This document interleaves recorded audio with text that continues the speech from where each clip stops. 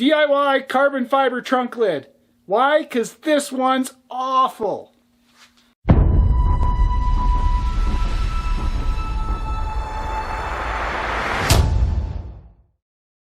Okay, so welcome to episode number 55 of Throttle Stop Garage, where we're carrying on with the carbon fiber series. And in this episode, as I was just saying, we're going to try to make our carbon fiber trunk.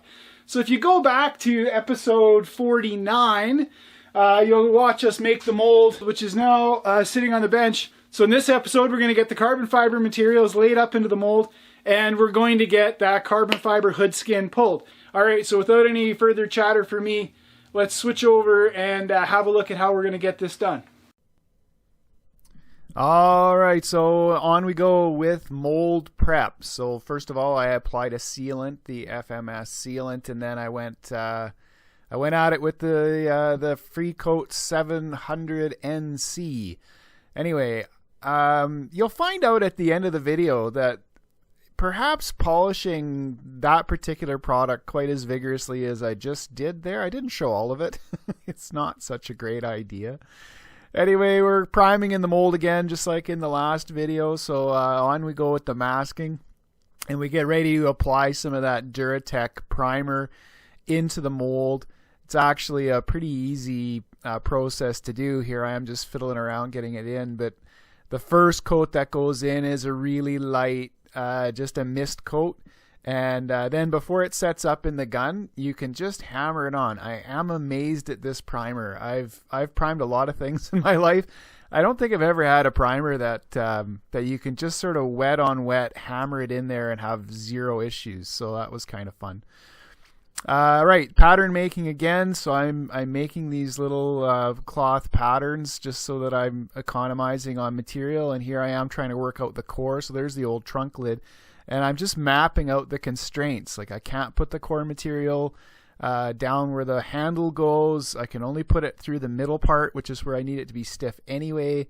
So I'm just mapping it out and giving myself a bunch of reference measurements so that I know precisely where those pieces need to fit in. Once you've got it laid up in the layer in the stack, I need some reference points to pull from. So I'm doing the best that I can to try to get that all pulled up. And then we're back to this Mycell 6.5 millimeter foam. I'm still using the same piece. Like I'm amazed that I used it for the fenders. This is the part here. The centerpiece there gets used for the trunk. I mean, I bought a lot of it, but I'm not going to end up using most of it. So anyway, it's been easy. It's easy to cut, easy to form. You got to drill holes. The holes here are on an 1.25 or 1.5 I should say, 1.5 spacing, and I'm drilling a 1/8 hole. And I did get smart and finally use my drill press because there's a lot of holes in this particular core. Now you've got to make sure that those holes are cleared. When you drill the foam, and I'm using a brad point drill bit that you would use sort of for wood because it makes a better hole. But it still needs to be cleared, so I flipped the foam over, and I'm drilling from the back side, and then occasionally I blow it with air. And then I actually took to checking it against my light to make sure it was okay. Then you've got to trim the edges. You can't put a square edge in because that'll create bridging. So with the knife, I've just 45 the edge over, and then I quickly sand those edges off. So that they're nice and neat and tidy. Like it's no drama to get all this done. Just a little bit of handwork. Anyway, so now we're going to cut up that the fiber. So once again, we're using this 6K 370 gram per square meter harness weave into the mold. I'm getting better at laying it. I thought, geez, if I didn't prime this mold, I actually got the cloth laid in straight. So much easier to do than the fenders that I did in the previous episode. This stuff was nice to work with actually. Then I'm going to put the biaxial in. So this is 45, 12K biaxial. It's a little bit lighter. The biax doesn't really want to conform to the compound curve at the back of the trunk lid there. So I've had to just give it a couple of dart trims to get it in. And then again, I thought I gave myself lots of mold flange when I made this mold back in the summertime.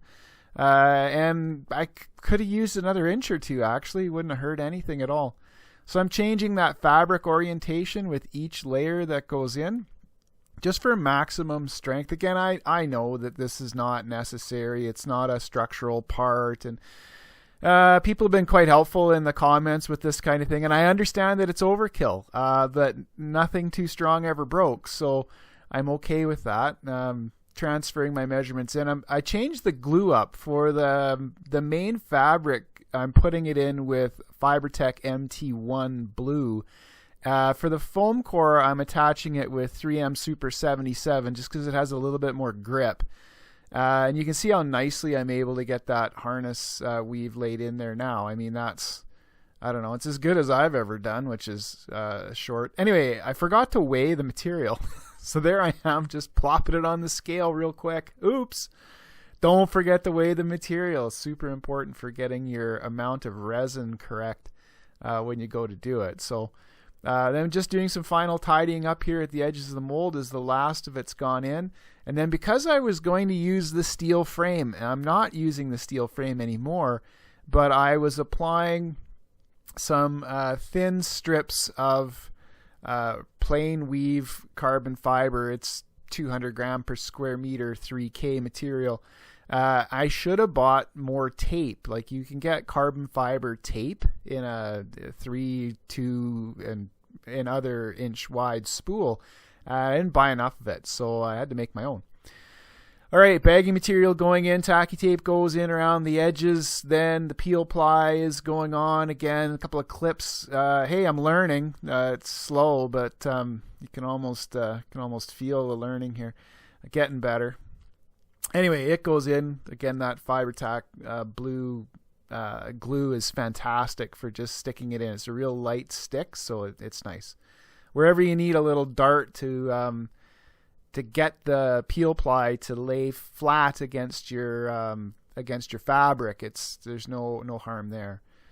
Switch the flow media up just because I bought this red mesh stuff too, which is again an Airtech product, but just a little wider mesh. I'm not having the mesh run all the way out to the edge of the material. You can see that I'm ending it a little bit short there. And then there was some conversation, again, thanks to the guys on DIY Carbon Fiber for helping me with how to put the Flow Infusion sock in there.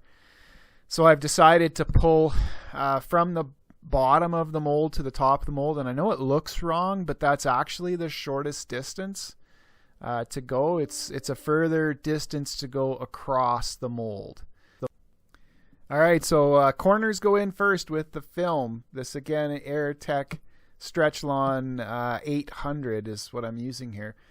So anyway, what I've learned is, you tape the corners up and then you go from one side to the other making pleats. And I'm gonna release a video a little bit later on the sort of theory behind how you do this. But the pleats go in. In my case, I'm working from right to left, and then the last pleat goes in working from left to right. In order to make sure that we've got the bag sealed nicely along the bottom edge. So you've got to take the total length of the bag and then shrink it to the length of the mold. I'm also trying to put the pleats in where I actually need bag material area.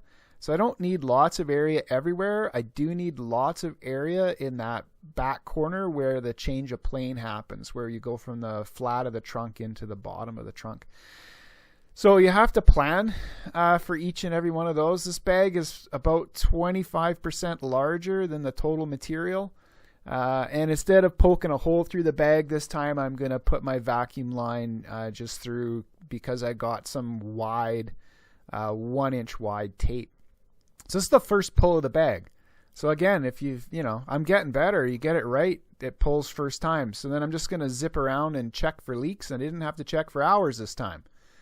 All right, with the epoxy degas, once again, we're using this slow hardener in the INF 114 from ProSet is the material here.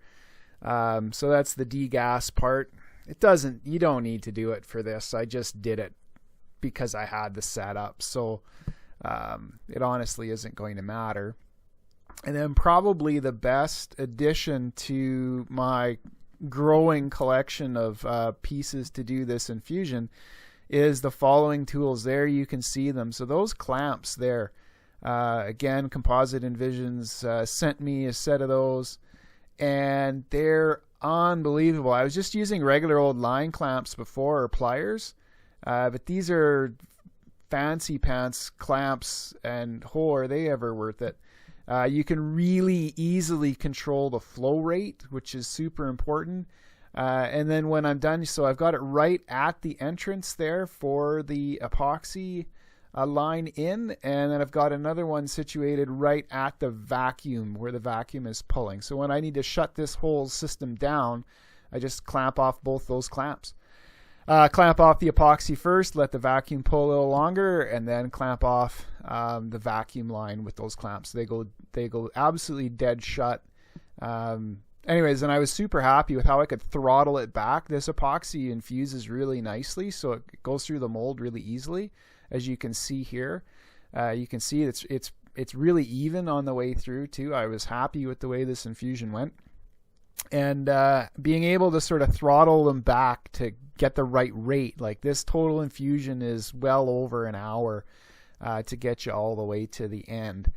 And because it's stop motion and we're all having a coffee, we'll just let her run here, and I won't trim it all out for you. I just wanted to have one video where I showed you the stop to finish of the whole part to do. So anyway, this is probably the best part of the whole show, is just watching this thing come up towards the top. And then as soon as it hits the resin block, so you can see on the left hand side how that resin hit first, like it got all the way through to the end where it's red, and then it stalls, right? And it's because it's easier for the resin to be drawn through the fabric that's now on the right hand side. So then the flow rate evens out across the part, right? You can just see it finishing off before the resin hits the vacuum line, which is running there along the top edge.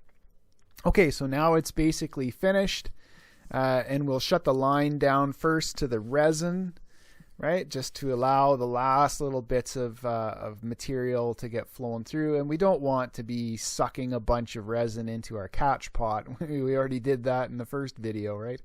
Okay, so we clamp it all off, and then we wait. We wait for 24 hours for the demold process.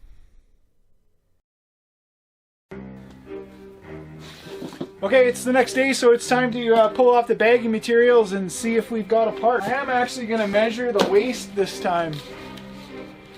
Not really all that much out there. We'll weigh that up.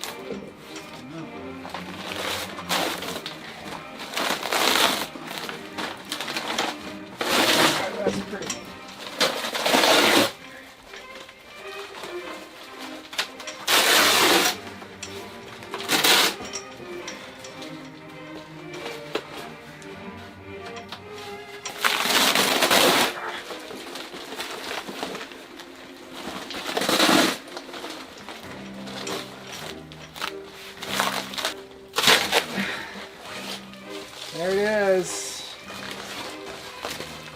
I want that vacuum Rick back. I'll get it back. Woo! Ah, that looks nice. So nice. So nice.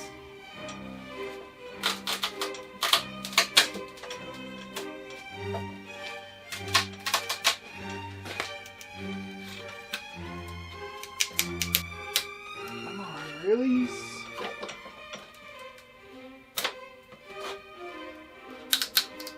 It's gonna go. There it goes.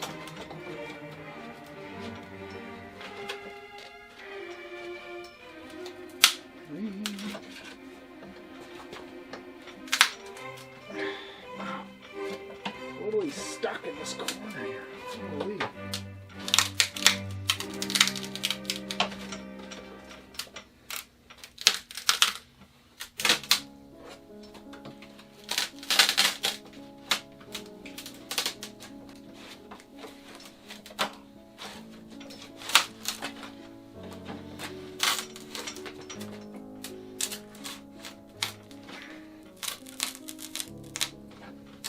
Corner.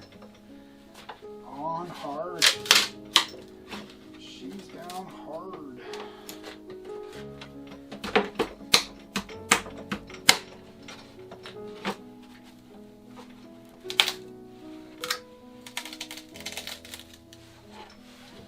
don't think this is making any headway.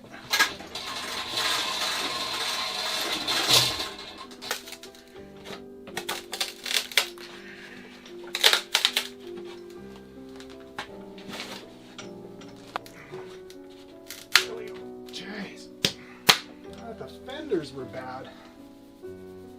This is worse.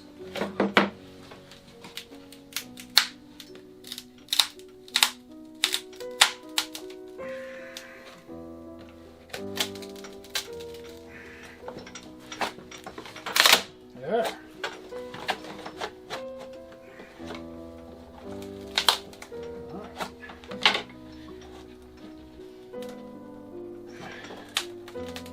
Definitely I would buy more of those big white wedges. I only have 2. Kind of wish I had 4.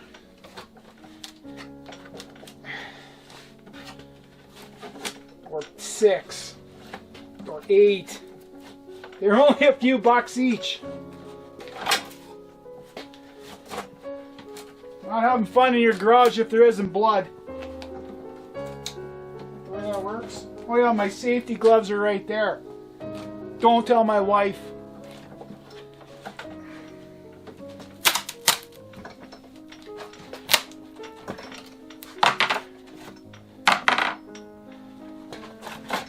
That was a good one.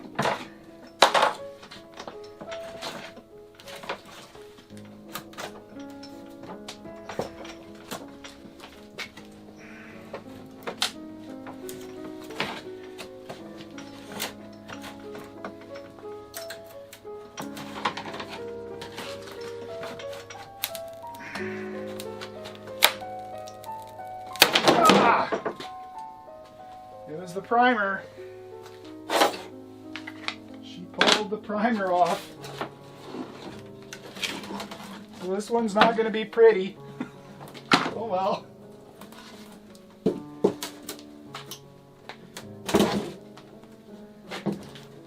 I guess I can live with it.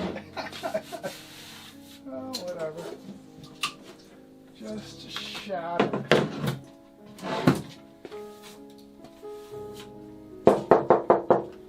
Unbelievable. I'm not worried. Actually, it's kind of neat. That's kind of cool. Let's have a look. You know, you can see that the material is all like right up, nicely compressed. Everything looks really good. Right? That's it for this one. Thanks for coming along. We got a few problems to fix on this piece, and that'll be in the next episode. I don't know if we'll get them all fixed. I mean, it doesn't need to be prepped for paint or anything. It'd just be nice if it looked a little better. And we have to get going on the frame. Anyway, I just weighed it. It's a little bit over 3 kilos. So I'm pretty happy with that, given the size of it. And I had an extra, there's 6 layers of carbon in this, so it's immensely strong. It's really going to be a great part.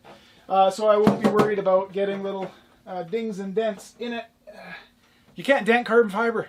Anyway, please like and subscribe. If you haven't subscribed to the channel, I really would appreciate the subscribe. Hit the bell, wherever the bell is, it's somewhere. That allows you to get notifications when I'm uploading new content. And join in the fun in the comment section. Anyway, thanks very much for watching this one, and we'll catch you on the next video.